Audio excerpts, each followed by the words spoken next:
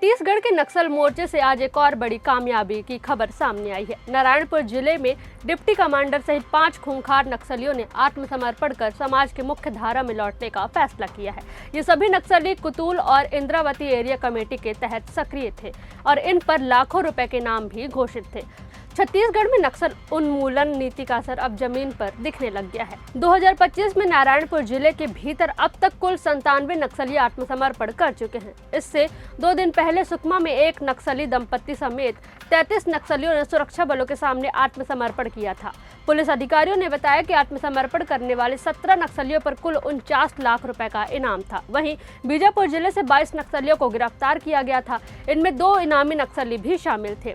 मिली जानकारी के अनुसार सुरक्षा बलों ने यह कार्रवाई 3 थाना क्षेत्रों में पुलिस और कोबरा बटालियन के साथ मिलकर की थी, जिसमें जांगला, उसूर और नीलसनार थाना, आवापल्ली थाना शामिल है। सुरक्षा बलों की टीम डोमिनेशन ऑपरेशन पर निकली थी और जंगलों में छिपे माओवादियों को दबोच लिया गया और गिरफ्तार करने के बाद सुरक्षा बलों ने सभी नक्सलियों को बीजापुर कोर्ट में पेश किया, जिसके बाद उन्हें जेल भेज दिया गया।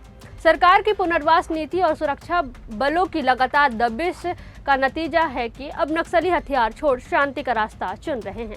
वहीं आज आत्मसमर्पण करने वालों में 6 लाख के इनामी नक्सली शामिल है, जिनमें 10वीं ध्रुव डॉक्टर टीम डिप्टी कमांडर इनामी का नाम भी शामिल है। सभी को 50-50 हजार रुपए की प्रोत्साहन राशि और पुनर्वास नीति के तहत सुविधा प्रदान की गई है।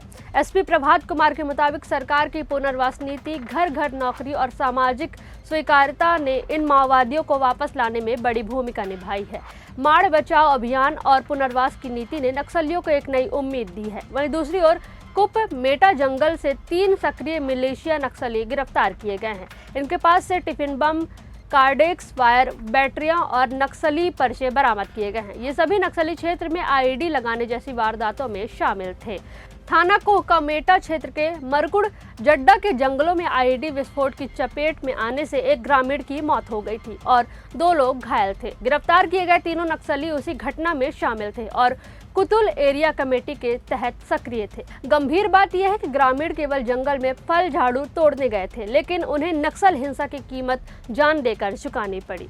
बात करें सुरक्षा के पुख्ता इंतजामों की, तो साल 2024 में राज्य सरकार ने 28 नए सुरक्षा कैंप नक्सलियों के गढ़ में खोले हैं, जिनमें से 10 सिर्फ दक्षिण और पश्चिम बस्तर में, यानी कि तेलंगाना सीमा से लगे बेहद संवेदनशील क्षेत्रों में है। और अबूझमाड़, जो कभी नक्सलियों की सबसे बड़ी शरण स्थली मानी जाती थी, वहां अब सुरक्षा कैंपों की दीवार खड़ी है। केंद्रीय गृह मंत्री अमित शाह जब अगस्त 2024 और दिसंबर 2024 को छत्तीसगढ़ आए थे, तब इस दौरान उन्होंने नक्सलियों को चेताते हुए कहा था कि हथियार डाल दे, हिंसा करोगे तो हमारे जवान निपटेंगे। वहीं उन्होंने एक डेडलाइन भी जारी की थी कि 31 मार्च 2026 तक पूरे देश से नक्सलवाद का खात्मा कर दिया जाएगा। शाह के इस डेडलाइन जारी करने के बाद से बस्तर में नक्सलियों के खिलाफ ऑपरेशन काफी तेज हो गए हैं और इसलिए नक्सलवाद को मद्देनजर रखते हुए सारे कदम उठाए जा रहे हैं।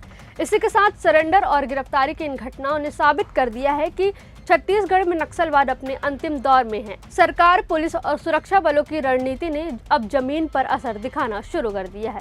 हम इस खबर पर लगातार नजर बनाए हुए हैं और आगे की अपडेट आपको देते रहेंगे। इस खबर पर आपकी क्या राय है, हमें कमेंट बॉक्स में जरूर बताएं।